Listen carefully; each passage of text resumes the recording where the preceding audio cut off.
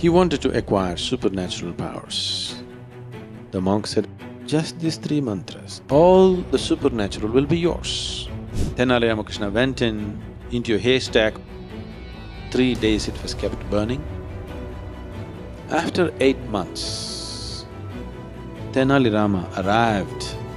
Akbar introduced him to everyone as his brother. He said, you can give Birbal to me. Mind is a way to liberate life, unleash the power of the mind. This can be very easily done to you. Good evening, everyone. Why we are referring to the mind as a circus?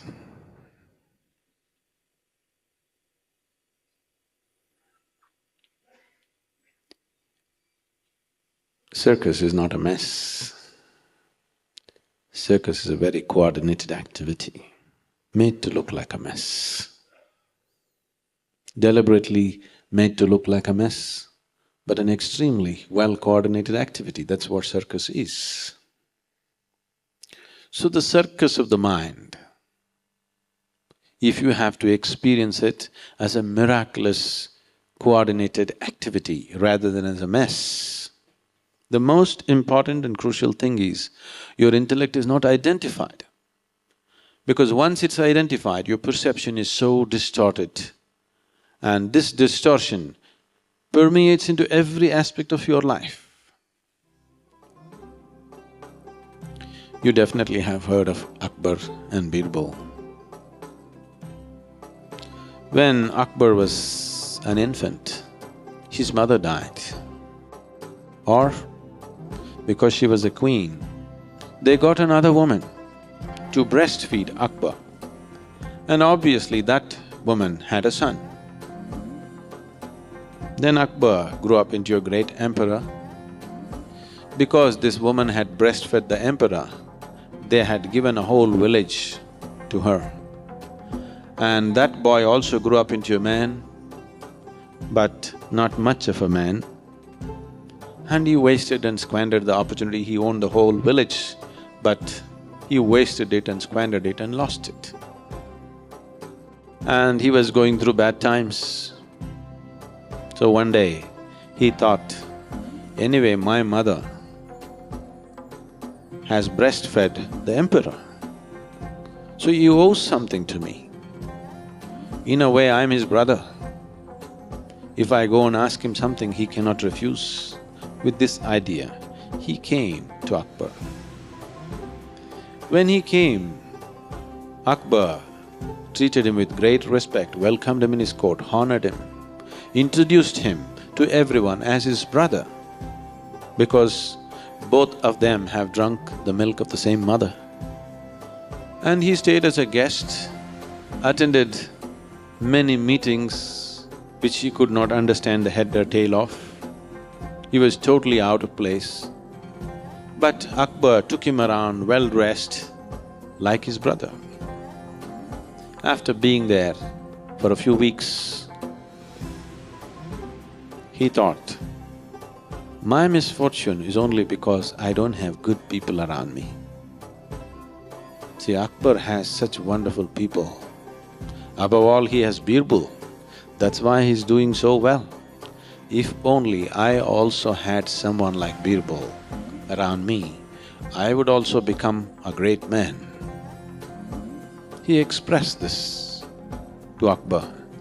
He said, you have Birbal and you have become so great. If I could also have someone like Birbal, you have so many people, you can give Birbal to me. Now, this boy is a few days older to Akbar, and Akbar treated him as an elder brother.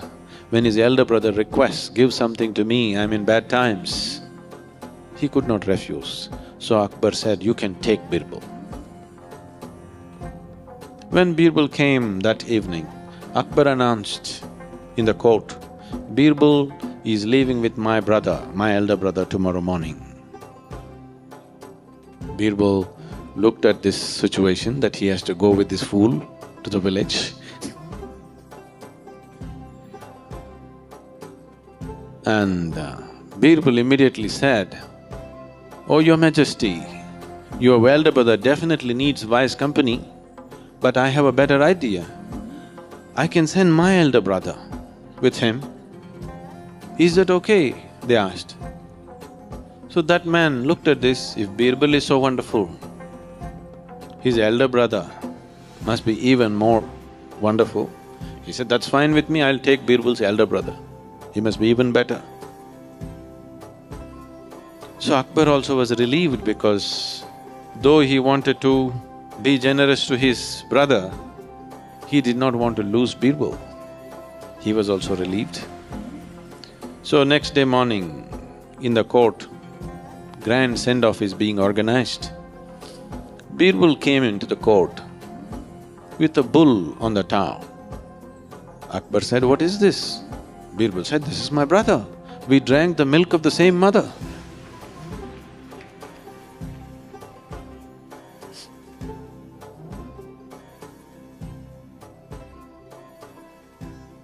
Once your intellect gets identified with something, then you are all messed. So this identity is not on one level, it is on many, many, many levels. Because of this complex system of identification, you are in a complex mess. So on one level, it is a mess. On another level, it is a highly coordinated activity. If you… today much work has gone into looking at the activity of the mind or the brain as such. If you look at the way the neurons are firing in the brain and what is happening, there is a tremendous sense of cohesiveness in this activity. It is that cohesiveness which is translating into the function of the body. A billion things are happening in this body right now, simply because there is a very, very extremely highly coordinated play and dance of neurons in the brain.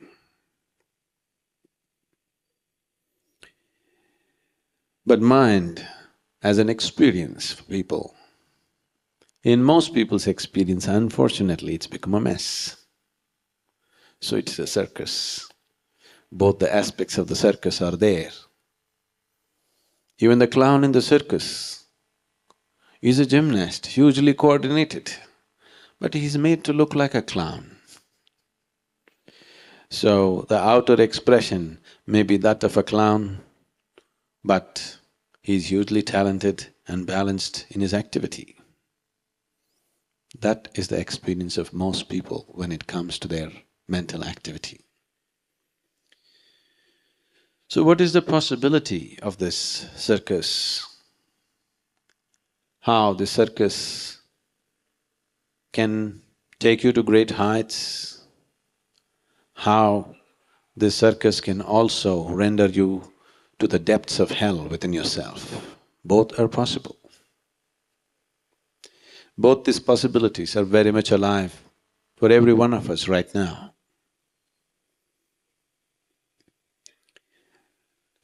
So how we conduct this circus is a whole thing. How much of it can we take charge of is a whole thing. Why is it that mind, which is the most miraculous instrument, which is the most miraculous possibility in our life, has also become a misery manufacturing machine on this planet? Every kind of misery that human beings are going through is manufactured in their mind. Why is it for one person, mind seems to be a pleasant experience, and for another person, mind seems to be a torture? Unable to bear the mental torture, people have invented various kinds of deviations, various kinds of perversions on this planet just to somehow deal with the mess of the mind. And these perversions might have given them temporary relief, but after some time, it again multiplies the mess, it doesn't really take it away.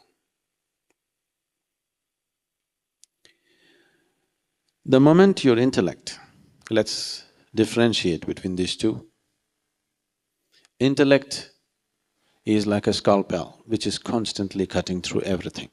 Your ability to discriminate between one thing and the other is purely because of your intellect. You can make a distinction between me and this seat only because your intellect is functioning. You know that you must come through the door, not through the wall, only because your intellect is functioning. Without the activity of the intellect, you cannot discriminate. So the basic process of discrimination, setting things apart, is happening because of the intellect. So this is like a scalpel which is cutting everything to give you some sense of perception. If a knife has to cut through anything effortlessly and well, it's extremely important that whatever that it cuts through does not stick to it. You cut a cake today, tomorrow you cut bread, day after tomorrow you cut something else. If all of it, the residue of it goes on sticking to this knife, after some time, this knife becomes a useless knife. I think some of you, in your kitchens, you must have experienced the ladies. You cut onions with this knife. After that, you go and cut mangoes, you go and cut apples, everything tastes like onion. Isn't it so? Because the residue of what you cut through, once it sticks to the knife, now that knife in many ways becomes more of a nuisance than of help. Or in other words, once your intellect gets identified with something or the other, after that, your intellect gets chained with identifications. Once this happens, you have a completely distorted experience of the mind. Your mind, that which should have been a ladder to the divine, unfortunately has become a stairway to hell. Simply because it is so identified with so many things. People keep telling me this, Sadhguru, for you, the biggest thing in your life just happened unasked. Maybe you're chosen. How will it happen to us? It is not a question of anybody's choosing anything for you. It is just that if you keep your intellect unidentified with anything, starting from your body, if you do not even identify yourself with the body, that if you do not look at yourself not even as a man or a woman, your family, your qualifications, your society, your caste, creed, community, nation, whatever, a million other identifications that you take on in your life, if you do not identify your intellect or if you do not encumber your intellect with any of these identifications, every human being will naturally lead himself on to his ultimate nature. There is no other way. When we started the home school, the first questions that came up is this going to be a spiritual school? Are you going to teach them spirituality? I said, that's one thing we won't do. There are variety of corruptions on the planet, but the spiritual and religious corruption has always been the most damaging because you get so strongly identified with this. Once this identification happens, you can't look beyond it. It encumbers your intellect.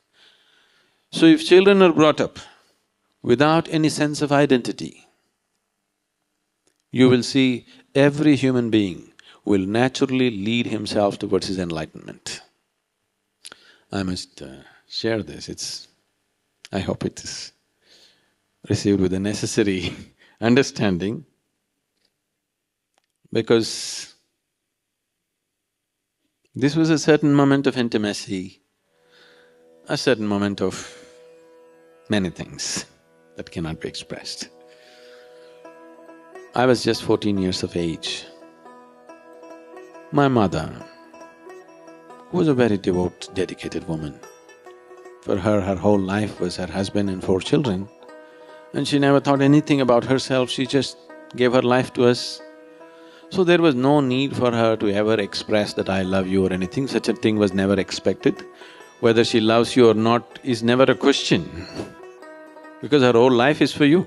So there's no question of whether she loves you or doesn't love you. Such a question never occurred in anybody's minds. I developed a kind of relationship with her where though I was the youngest in the family, I was like her elder brother in many ways. She would share things that she wouldn't share with anybody, and when I took advantage of that and joked, she would always regret, why am I sharing these things with you? So on a certain day, because of some interaction, somehow she grew a little tender in her heart and she expressed her love to me, not necessarily now I love you business, somehow. I grew up in such a way right from my childhood because of my memory, because I could remember things that happened when I was just 2-3 months of age. It just didn't allow me to be like a normal child, I thought like an adult. So because of this, nobody could take me on their lap, nobody could fondle me, nobody could carry me. I always preferred to walk and do my own things. Even though my brother and sister were older to me, were used to be carried and fondled and all that, I did not get those things because somehow it was difficult to do those things to me. I'm still difficult, see. So this relationship was very different from normal thing, but that day she was somehow, some tenderness and she wanted to express. She expressed something towards me. I simply asked, for me it was just very matter of fact. I just asked, if I was born in the next house, would you still feel like this about me? She just broke down, it hurt her very much. She broke down and went away.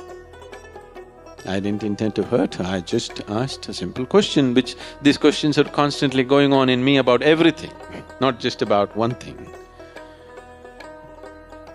And after some time, she came, still tears in her eyes, she came and fell at my feet, and then she went away. I said, that's good for her, some kind of realization within herself. Why I'm saying this is, our ways of thinking and feeling are so deeply identified with things we are associated with. Our body, our parentage, our children, our wife, our husband, our home. Not just that, with just about anything, isn't it? With just anything and anything. I remember my grandfather used to always eat in a gold-rimmed plate. A very rich man and a very proud man.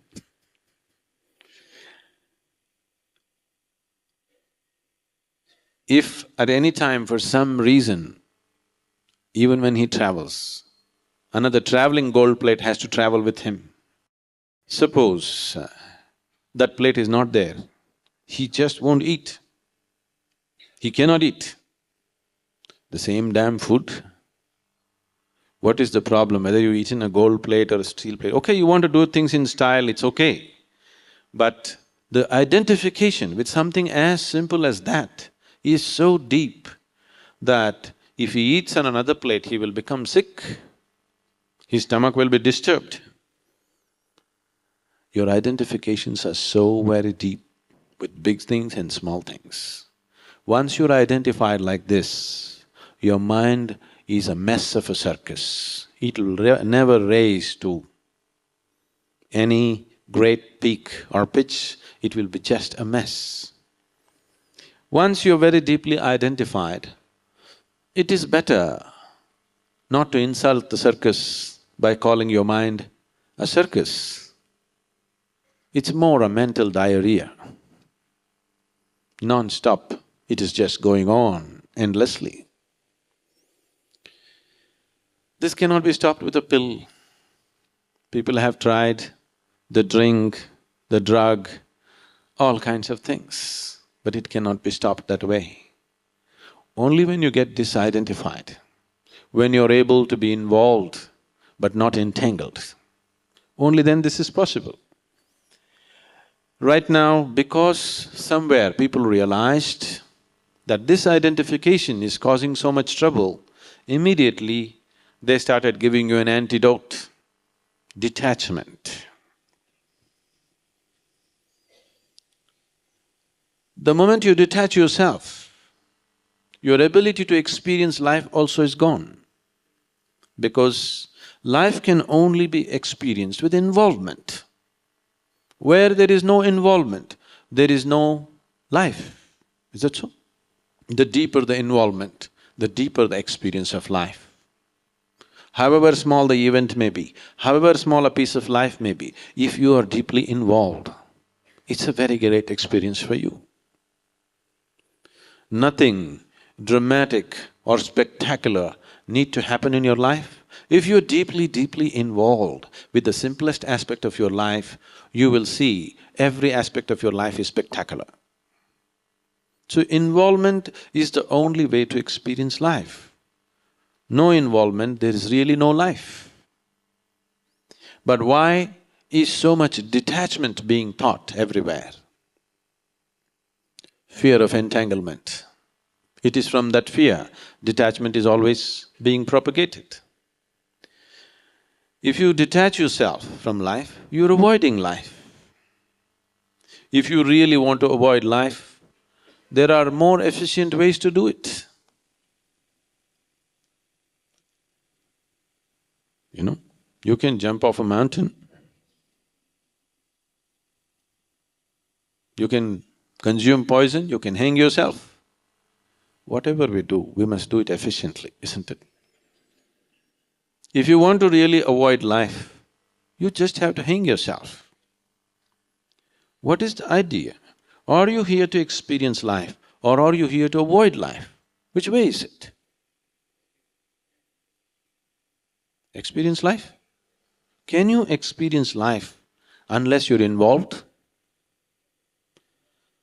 But right now there is a fear of entanglement. If I involve myself, maybe I'll get entangled.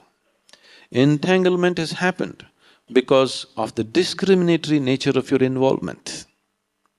You're only involved with this one, not with that one. Your involvement is coming from a certain identification. I am involved with this person because this is my wife, this is my husband, this is my child, this is my home, this is my that. It is coming because of a certain identity. Otherwise, there's no involvement with life. It is the identification which is causing the entanglement, not the involvement. If your involvement is beyond your identification, you will see involvement brings absolute joy of life. If your involvement was indiscriminate, you were simply involved with every life around you, just the same way, the very air that you breathe, the very land that you're standing on, if you are deeply involved, you will see involvement enhances life in a tremendous way. If life is not enhanced within you, all the higher possibilities of life also will never happen to you. In the process of becoming spiritual or trying to be spiritual, lot of people have become like goats. I don't want to insult the goats. Because if you practice how not to be involved with life, then slowly you will become more and more lifeless, less of life as days go by. Too much of mind, very little of life. As life recedes in you, you will see nothing fantastic can ever happen. Only if life is exuberantly happening within you, it can carry you to higher possibilities. So mind is not a cap on life. Mind is a way to liberate life. Just now also, everywhere you go, you must control the mind. Your mind need not be controlled.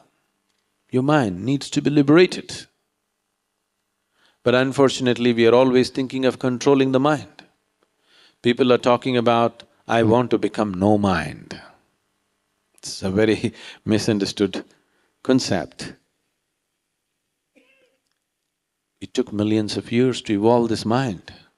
Why do you want to become no mind now? Simply because you are not able to handle the torture of your mind. If your mind was ecstasy, would you want to become no mind? If your mind was the means to your blissfulness, would you want to become no mind? Only because it's become a mess, you want to become no mind, isn't it?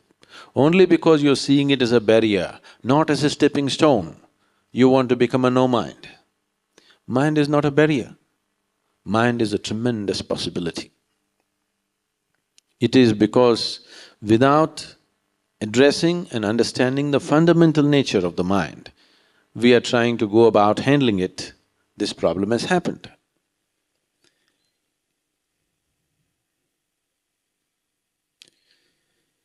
Now, one of the biggest problems with the mind is, right from one's childhood, the mind has been imposed as to what is right and what is wrong, morality. This is the major problem. People have taught you what is good and what is bad. Because good and bad are very strong points of identity, very strong. Whatever you consider as good, you naturally get identified with it. Whatever you consider as bad, you naturally repelled by it. You having aversion to something and you having attraction towards something is the basis of identification. Whatever you're averse to it dominates your mind. I can tell you a story. Are you okay?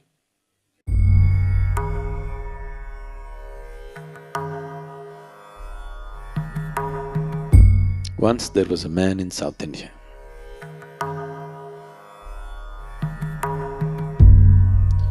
This man got a desire to acquire supernatural powers. He wanted to acquire supernatural powers.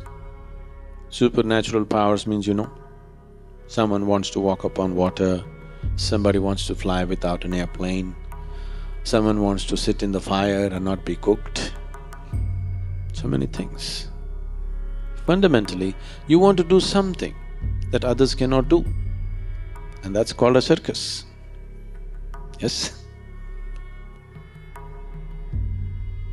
So he got such a desire, so he went in search of gurus, guru to guru, guru to guru. Nobody is willing to entertain him. After much search, somebody told him, these South Indian gurus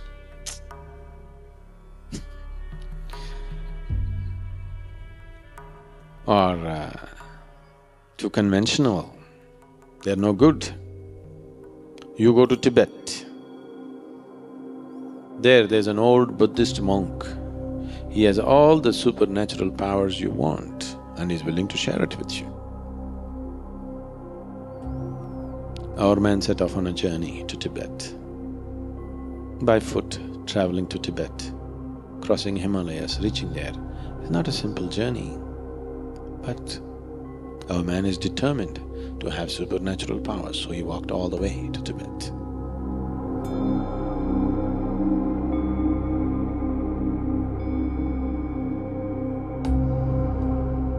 He went to the Buddhist monastery.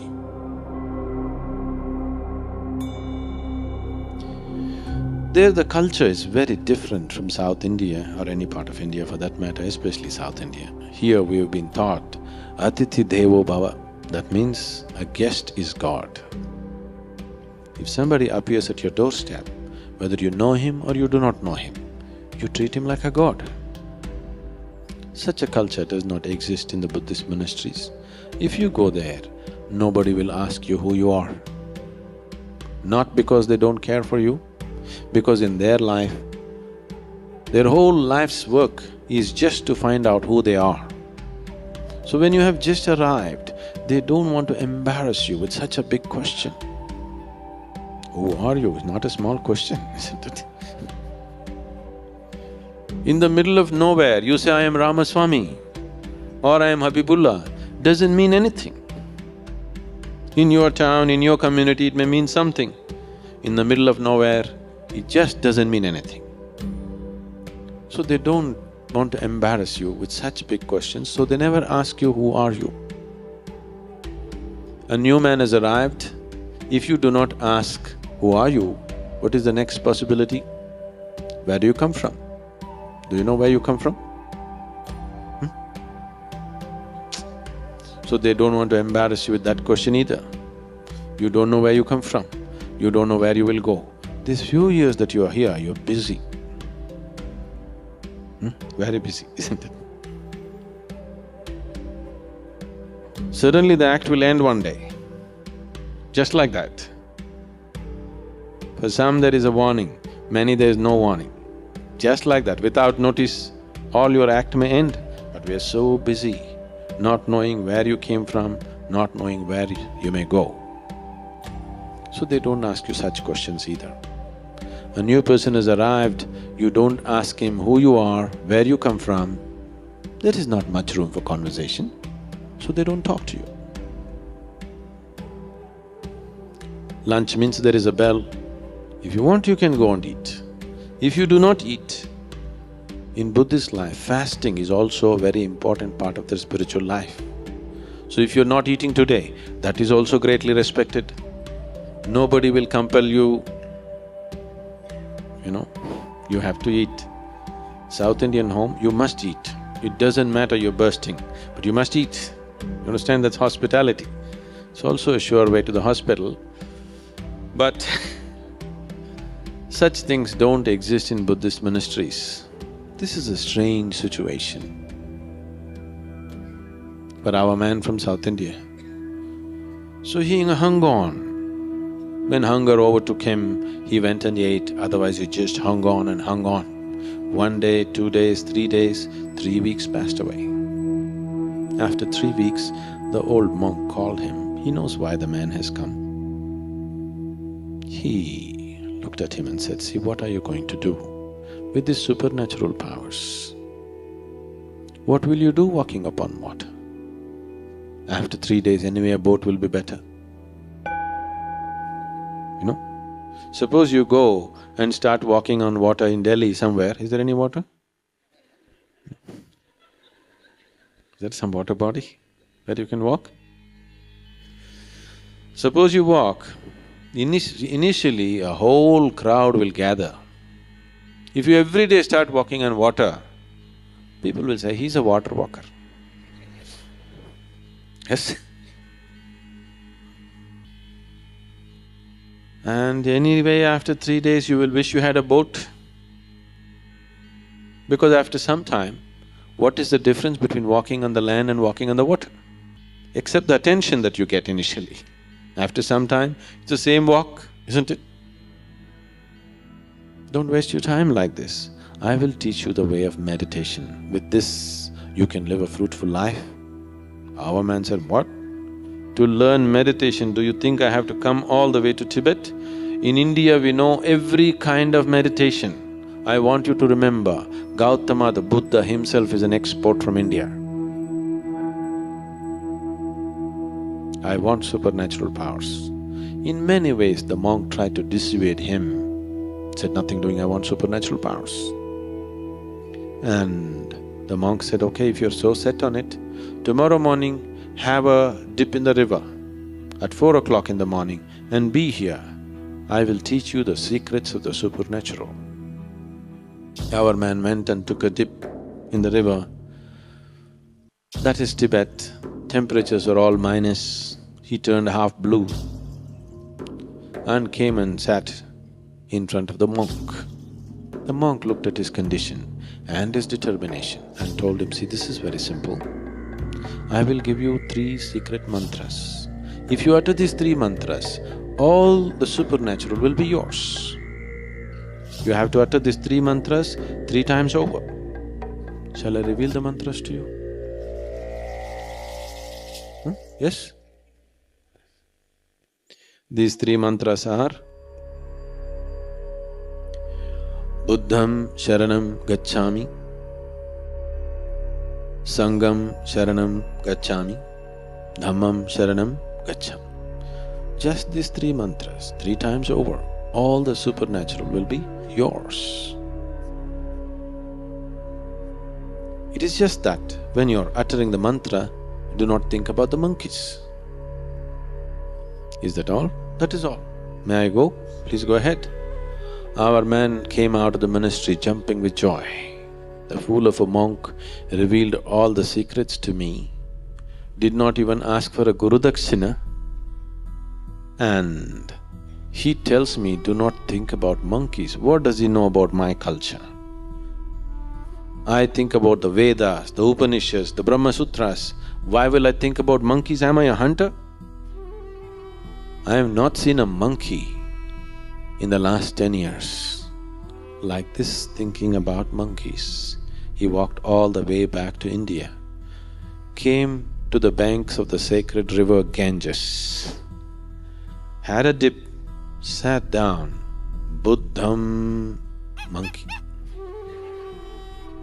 Monkey comes, another dip in the river, Buddham, monkey. Bu means monkey comes. Various yoga postures he sat down. An intense effort he made for 1 week. In 1 week, he came to a situation where he doesn't have to do anything. All the time monkeys tormenting him, inside, outside monkeys. He's unable to sleep, sit or stand. Monkeys everywhere. If you looked at the sky, monkeys; if you looked at the ground, monkeys; if you looked anywhere, only monkeys. If he closed his eyes, too many monkeys. Now he walked all the way back to Tibet with his monkey load. He went to the monk and said, I don't want your supernatural powers, somehow relieve me of these monkeys first.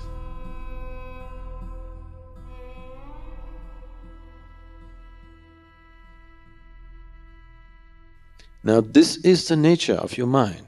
If you say, I do not want something, only that happens. In this mind, there is no subtraction or division, there is only addition and multiplication.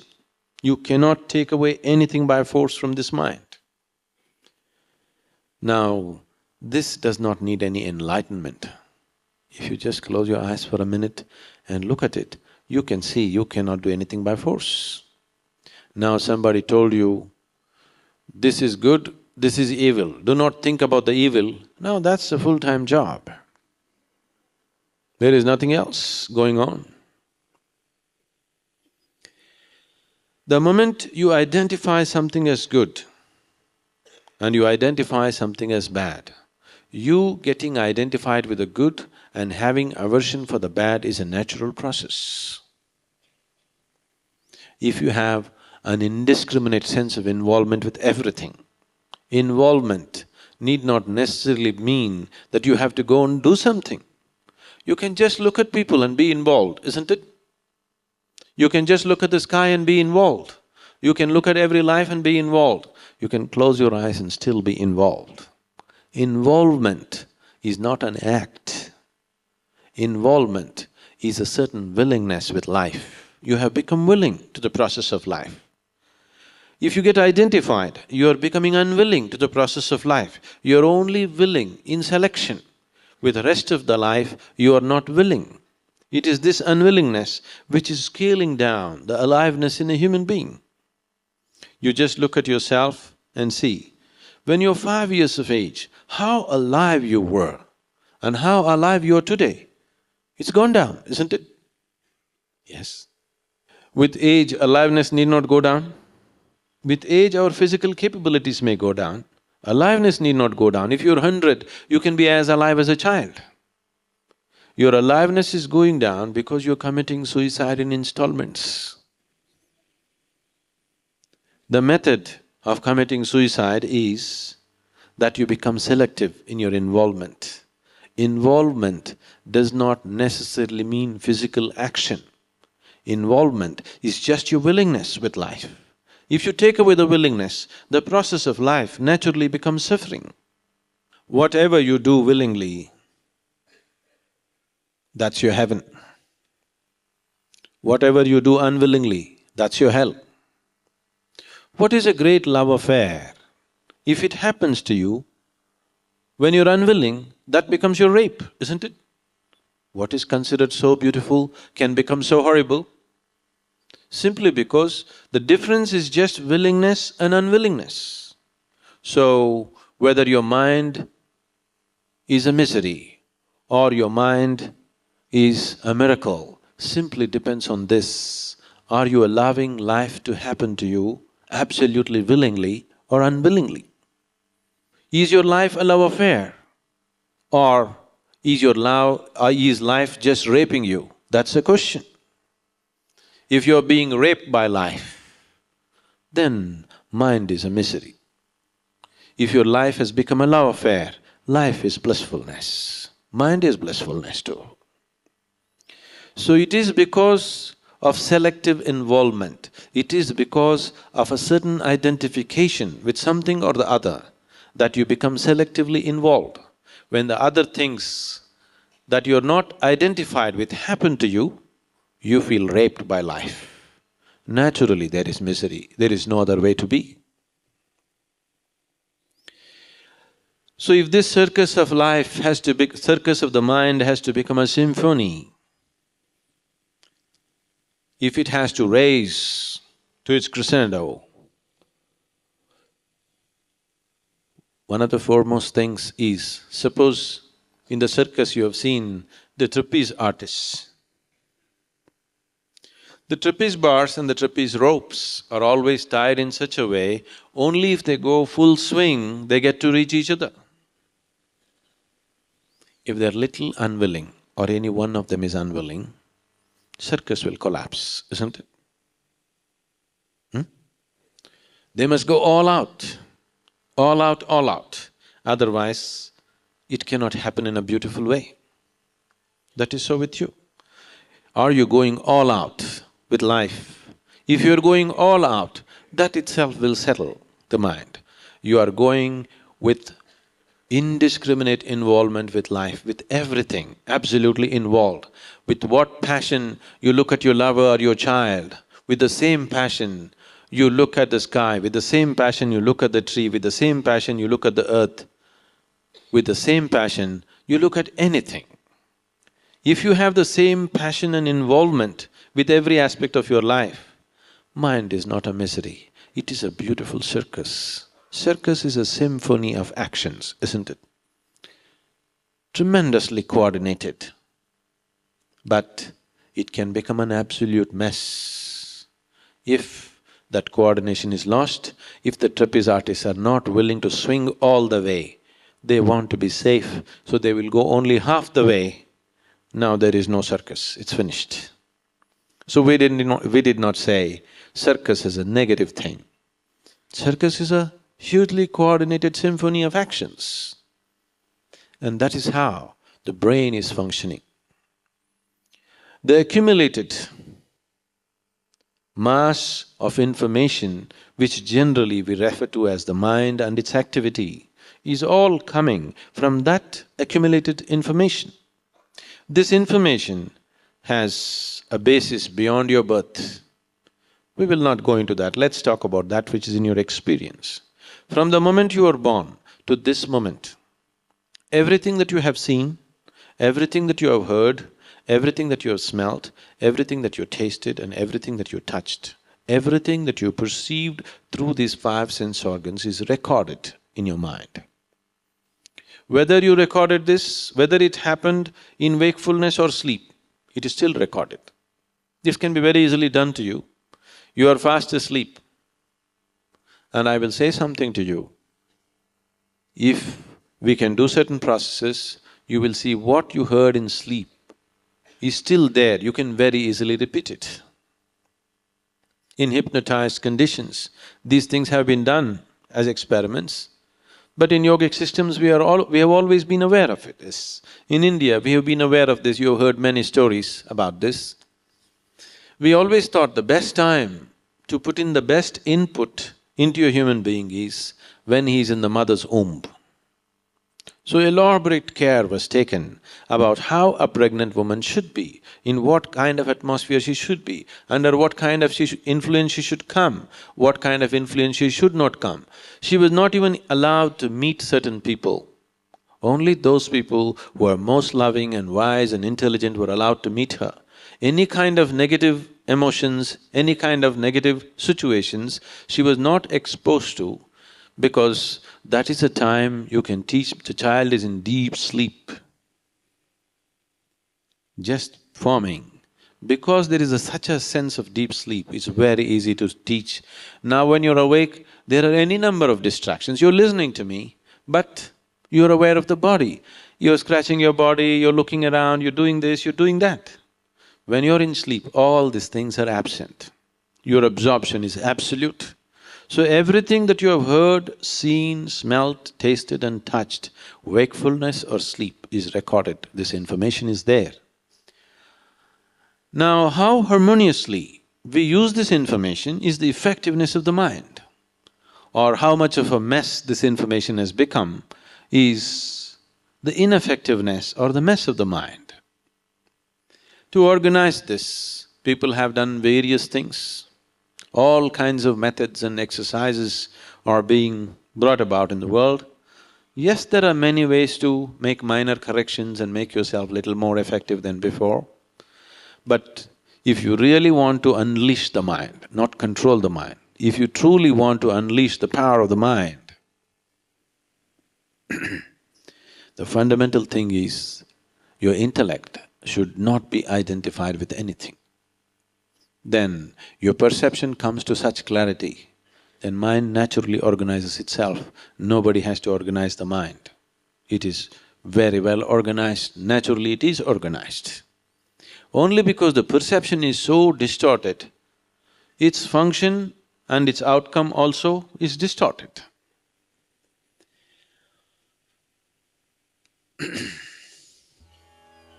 In South, there was a king called Krishna-Devaraya, and he also had not a minister but a jester, Tenali Ramakrishna. One day, Krishna-Devaraya was having a haircut. The royal barber was giving him a haircut. He was civilized, not…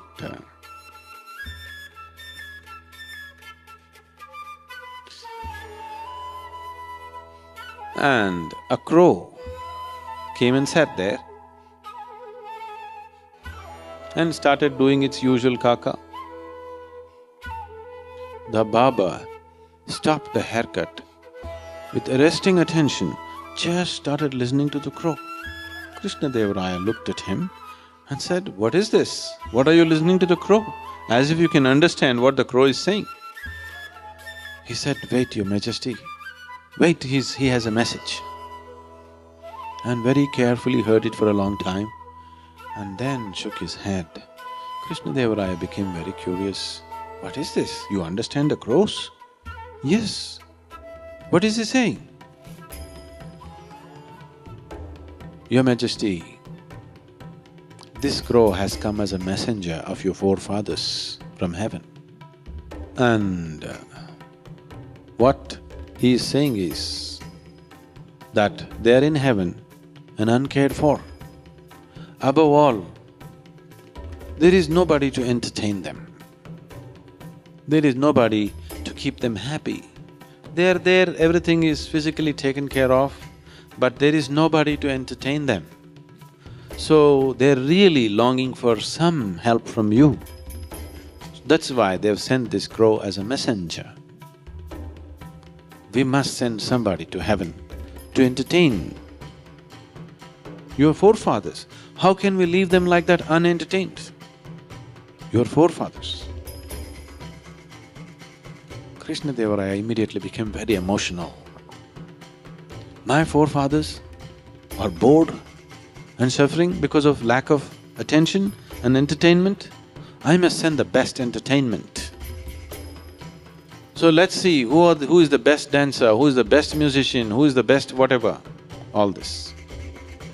Then a few other courtiers arrived and all of them said, "Oh, Your Majesty, if you are willing, I am willing to go, but I can't sing for nuts.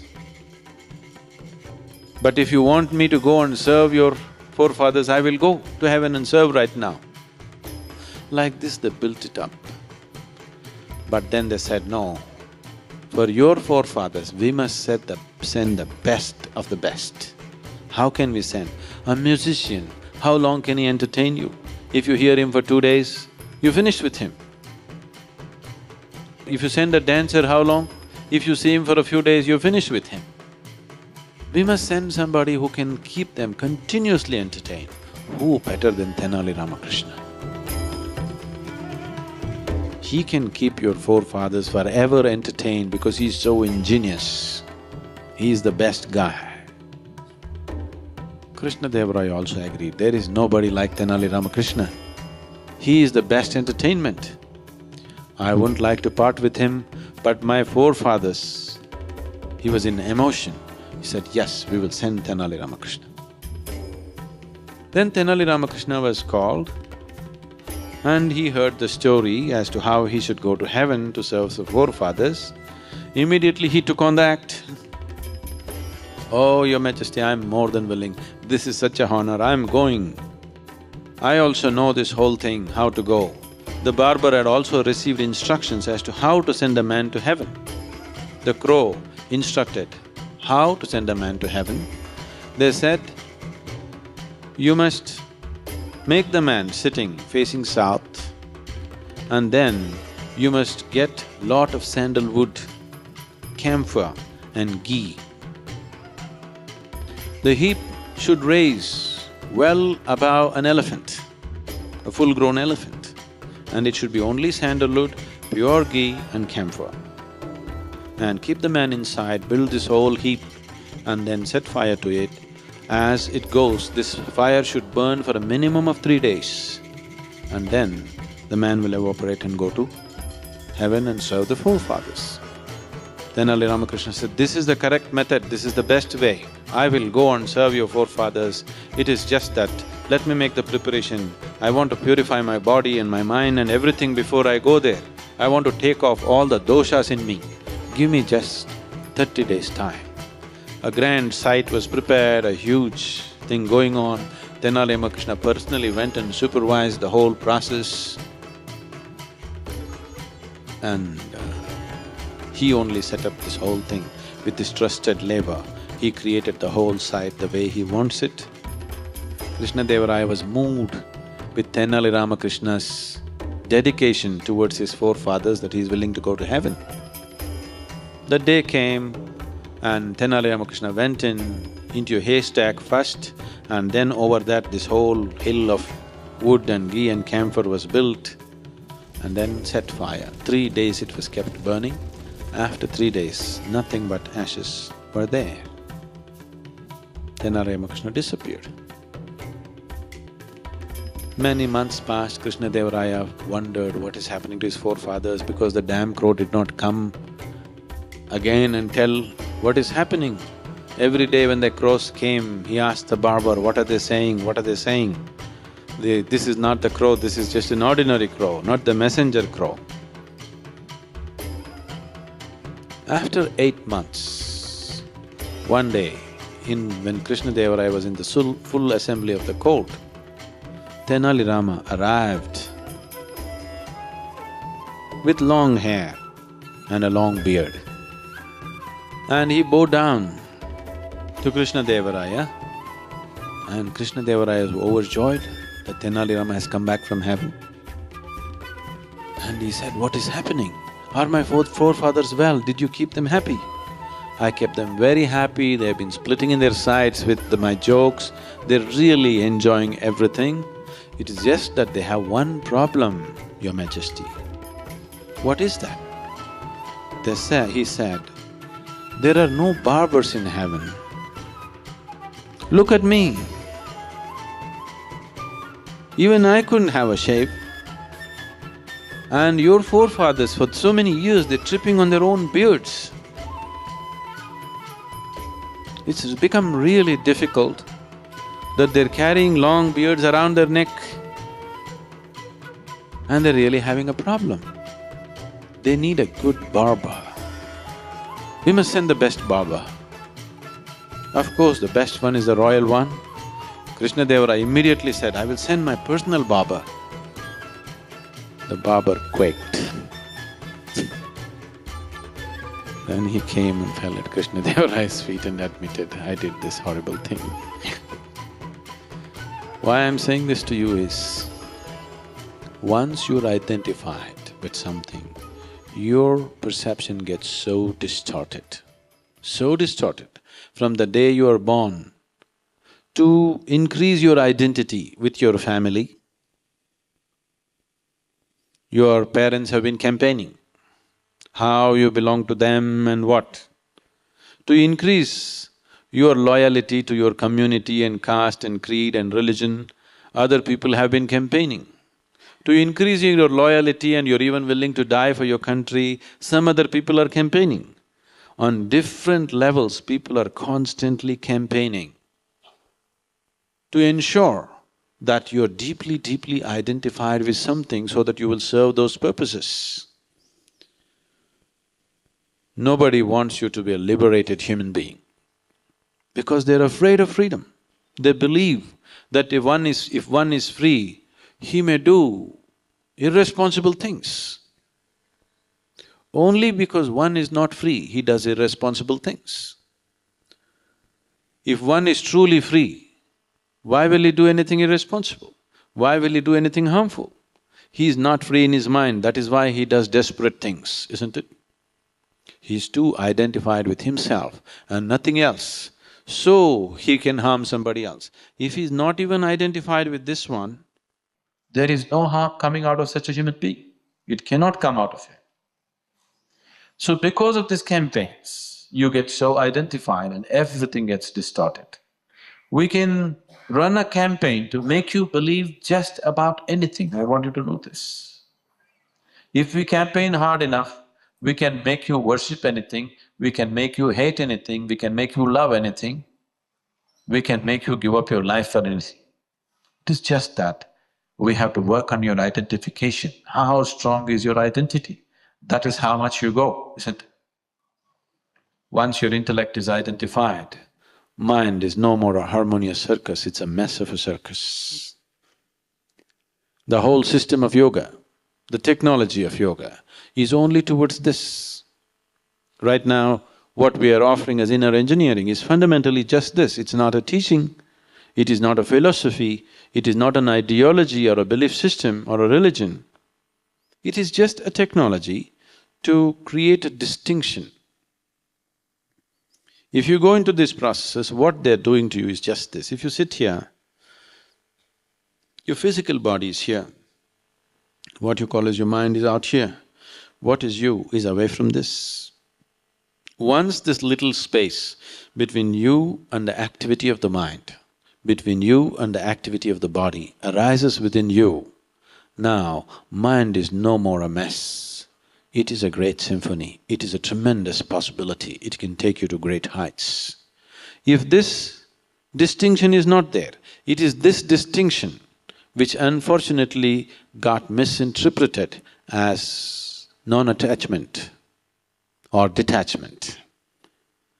Yes, you must detach yourself from your body experientially, not detaching yourself from family or people or whatever else from life around you. That's very easy. When they become inconvenient, you can detach yourself. Then a divorce is a detachment, isn't it? A divorce is not a detachment. Detachment means that you have disentangled yourself from the process that you call as body, from the process that you call as mind, because both these things are an accumulation from outside. This body you gathered… How did you gather this? Breakfast, lunch, dinner, breakfast, lunch, dinner, breakfast, lunch, dinner and snack. How did you accumulate the mind? All the impressions that you received through the five sense organs became the mind. So these two accumulations, if you have to gather so much accumulation, naturally there must be something more fundamental than that within you, or what you call as yourself, should be something little more than the accumulation that you gathered. So once this distinction arises within you, once you liberate your mind from being identified with anything, then mind is a miracle. Mind is a spectacular circus, not a mess.